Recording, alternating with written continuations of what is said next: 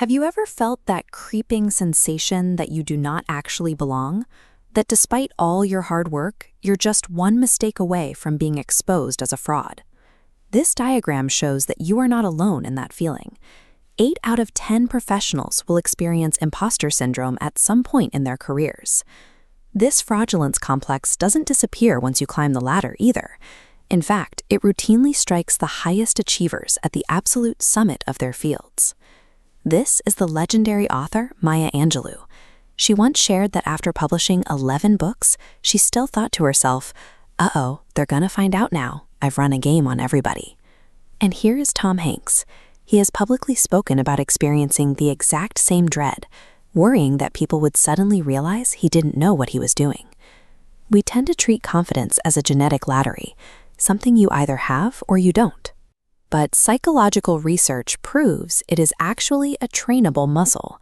It develops through intentional, daily practice. Today, we are going to build your confidence portfolio.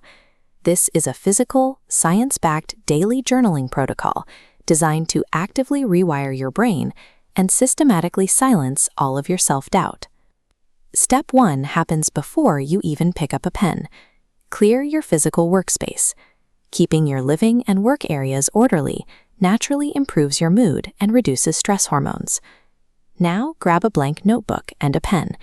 At the top of the page, write the heading 3 wins. For this exercise, a win doesn't mean closing a massive business deal. We are looking for basic, everyday micro-achievements, like taking the dog for a walk or simply cooking dinner. We want to bypass your brain's imposter filter. Write down 3 specific things you successfully completed today, no matter how small they seem. Documenting these micro-wins creates immediate psychological momentum. You are forcing your brain to recognize daily competence rather than defaulting to its usual habit of fixating on perceived failures. Next, we need to address how you handle setbacks. Research shows that many of us operate with a fixed mindset. This is the belief that your intelligence and basic qualities are carved in stone and completely unchangeable. When you hold a fixed mindset, every challenge feels like a final, catastrophic judgment of your worth. Failing a test or missing a goal means you simply aren't good enough. This is psychologist Carol Dweck. She identified an alternative approach, the growth mindset, viewing your current abilities as a flexible starting point for ongoing development. This graphic demonstrates how to practice it. Think of a specific struggle you face today.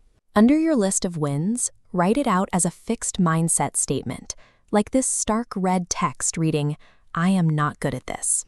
Now, cross out the period and physically write "yet," just as you see the statement transform here. Adding that single word shifts your entire perspective. You take what feels like a permanent flaw in your identity and turn it into a temporary, solvable problem. To finish your daily entry, we're going to build your self-efficacy. In psychology, self-efficacy is the belief in your own ability to execute a highly specific, immediate task. While a growth mindset is about your overall capacity to learn, self-efficacy asks a much narrower question. Can I do this exact thing right now? At the bottom of your page, write the heading "Tomorrow's Target." Then assign yourself one single, achievable action for the next day. Setting up and then hitting one precise target gives you an undeniable record of success.